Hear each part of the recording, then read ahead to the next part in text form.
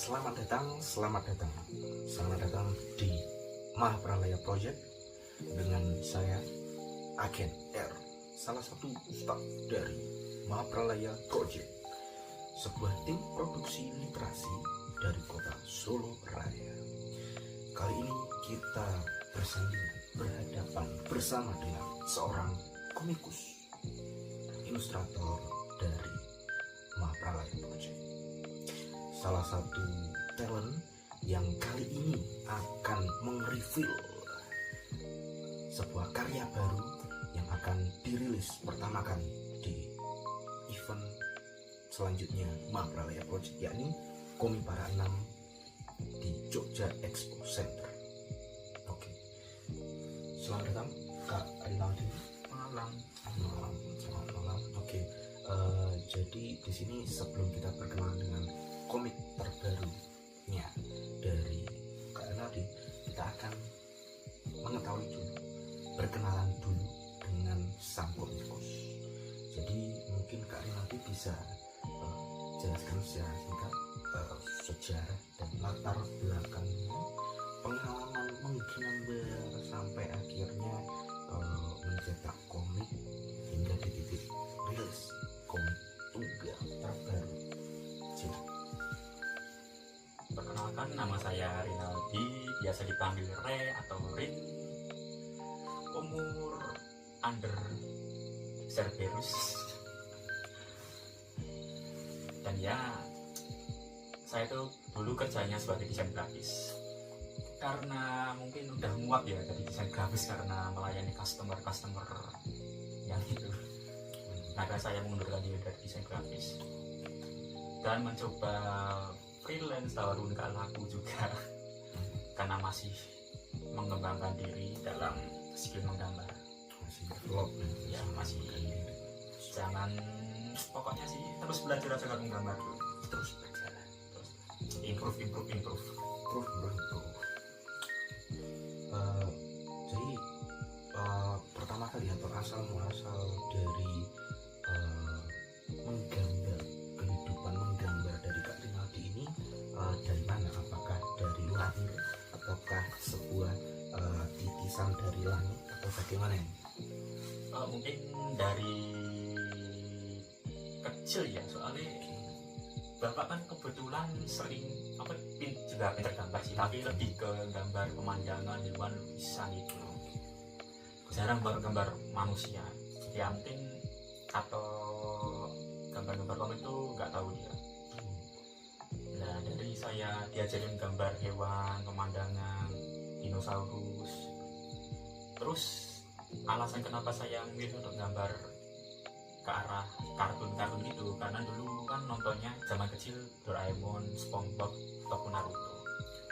Yang buat saya terinspirasi itu gambar komik itu ya dari Naruto sih. Okay.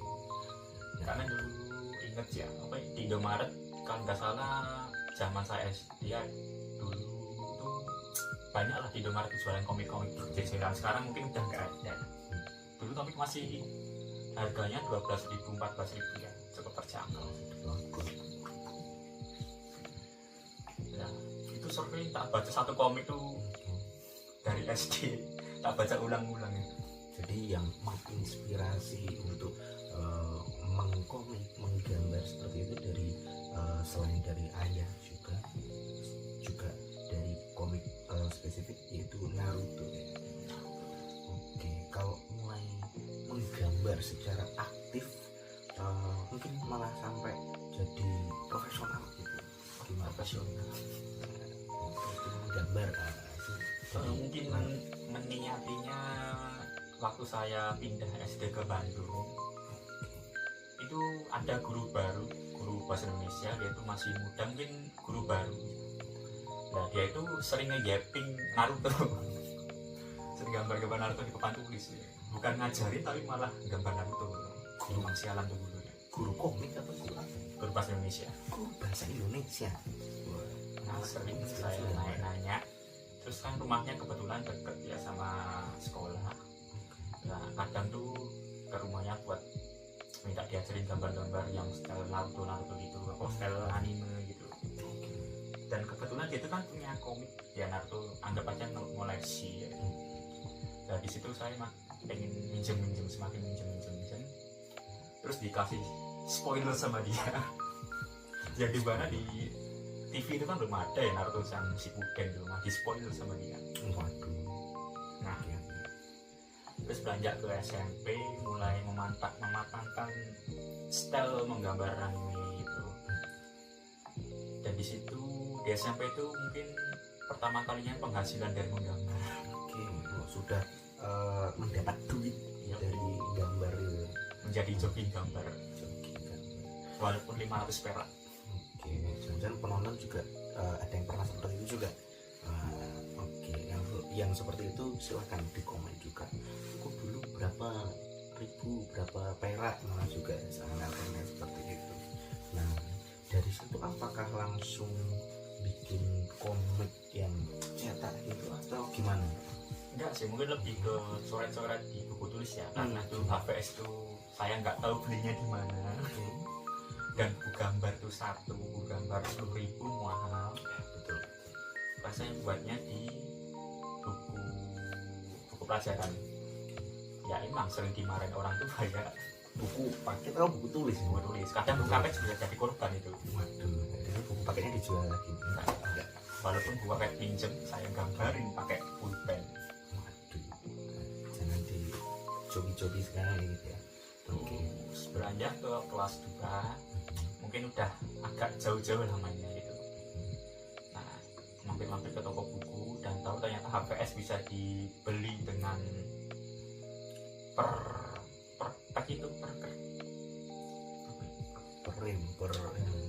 rem tuh isinya 25, harganya 2.500 ya. Murah banget. Jadi saya coba bikin komik-komik ya untuk mengisi rangkaian kegabutan gitu. Motornya ini kayak gini-gini, masih artefak ini dari zaman SMP masih ada. Ini mungkin nanti kita bakalan kasih sekilas ya guys, kasih lihat sekilas itu sebuah artefak dari Kak Rinaldi dari SMP nih tadi. Jadi mungkin tahun berapa ya? Ketahuan tuanya. Waduh, oh iya jangan. Ya mungkin tahun 2013. Oke, 2013 seperti itu ya. Masih ada nih guys. Oke, jadi dari situ lanjutnya langsung bikin buku atau gimana? Enggak, mungkin lebih ke tahu di sosmed ternyata ada grup khusus untuk orang menggambar. Dulu pertama itu ikut namanya grup tuh AI Armor Indonesia itu, wah lama banget. Kalau yang tahu berarti sepuh-sepuh dia. Wah, sudah artefak juga ya. Ya, artefak ya. Fosil. Dan jebolan dari sana tuh sekarang udah jadi komikus gede kok. Ini salah satunya juga di sini. On the way. Oke. Jadi dari situ pertama kali tahu-tahu dan berbincang-bincang terkait komik seperti itu. Ya. Terus ada lagi kedua kok KMI itu grup menggambar juga, tapi lebih khusus ke mangaka, stylenya manga-manga gitu. Dan di situ mulai pertama kali mencoba berani upload gambar komik saya walaupun online ya. Dan itu ikut karena ada event BR Battle Royale. Dan kesitu kesini mungkin udah ke zaman SMK ya. Di situ mulai tertarik sama komik Indonesia.